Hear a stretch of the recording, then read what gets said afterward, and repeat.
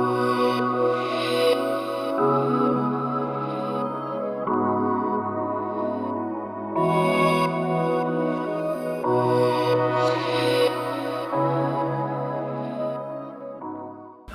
I'm Randy Schrum, an audit partner with Marshall Jones. In cooperation with the Georgia Center for Nonprofits, I'd like to welcome Sherry Martin, the President and CEO of the Cobb Community Foundation.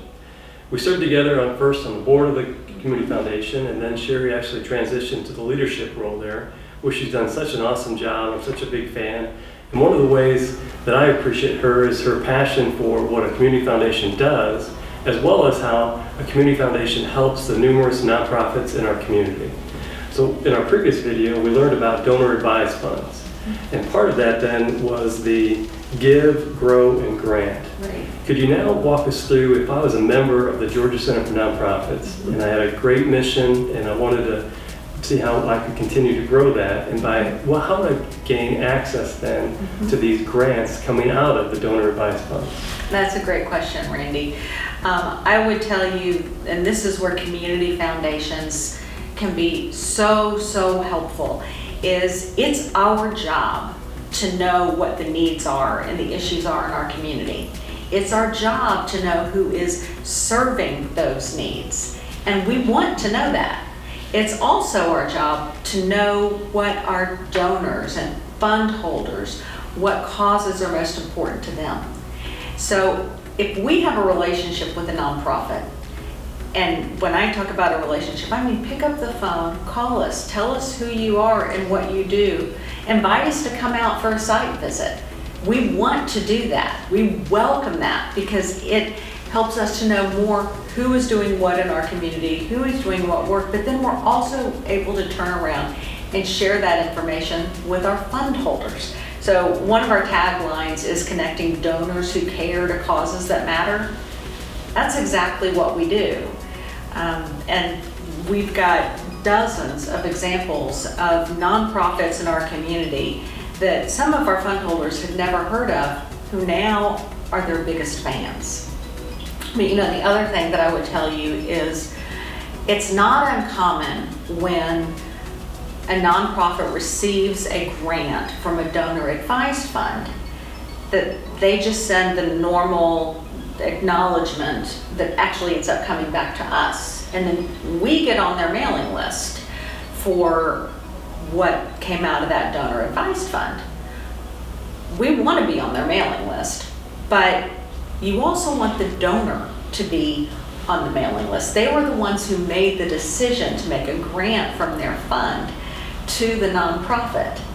And all too often that somehow gets lost in translation. So I would say whenever you receive a grant from a donor advised fund, and this is if it's from a community foundation, from a commercial charity, from whomever, be sure that you are taking the information about who the donor is and the donor's address and contact information, and reach out to that donor and treat them the same way you would treat any other donor to your organization. And I would say even step it up a notch, because that donor has already set aside dollars. They've got a donor advised fund, they have already set aside charitable dollars. So when they make a gift to you, they're not taking it out of their pocket. They're taking it out of a charitable resource that they've already created.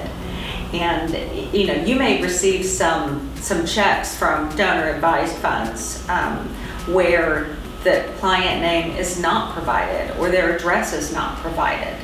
That definitely happens, and it's because the donor has checked a box that says don't share that.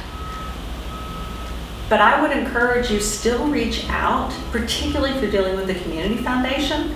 Reach out to the community foundation and say, we'd really like to meet them. We had this situation come up just recently where the donor had said, don't share my address, so we didn't.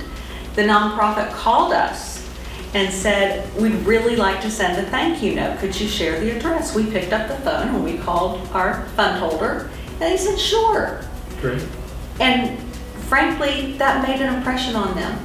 So they're even more likely to give now because the receiving organization made it a priority to say thank you. Awesome. Plus, if people just have a general mission in mind, like veterans or homeless or children, you can help them in the right direction as well. Absolutely, absolutely. That's a big part of what we do.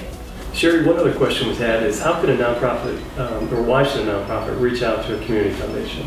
Well, in addition to just being known so we can connect you with fund holders, many community foundations are going to have numerous training opportunities, numerous training sessions to learn about how to identify and reach out to donor advised fund holders, the different fundraising ideas. But there's also within that a networking opportunity. And one of the things that we have observed with nonprofits, and I will say COVID has changed this, but it's still there to some extent, is that, every nonprofit is stretched for resources. I don't care who they are. They're stretched for resources. And they have a tendency to focus on everything that they're doing and their mission and not really look at what everybody else is doing. And so there are so many opportunities for nonprofits to collaborate. When you work with a community foundation, they create opportunities for nonprofits to come together. And in fact, it's not at all uncommon. We have done this where we will reach out to different nonprofits and say, hey, we think it would be great if you guys work together on these issues. Nice. And let me just tell you, donors love to hear about collaboration. Very much. Love to hear about collaboration. So, it's training opportunities, it's exposure, it's the opportunities for collaboration and networking. And then of course the last one is that community foundations also give grants. And the better we know you, yes, our judgments on who receives grants is to be limited to what is on the application. But you can't help when you know an organization, you're able to fill in, and your mind just does this, gaps in the application because you know the organization. So it helps. Sure. Sherry, another question we have is perhaps a nonprofit doesn't feel they're large enough to reach out to a community foundation. Would that be something that would stop them, or should they still reach out? Reach out. There's no such thing is too small. There is no such thing.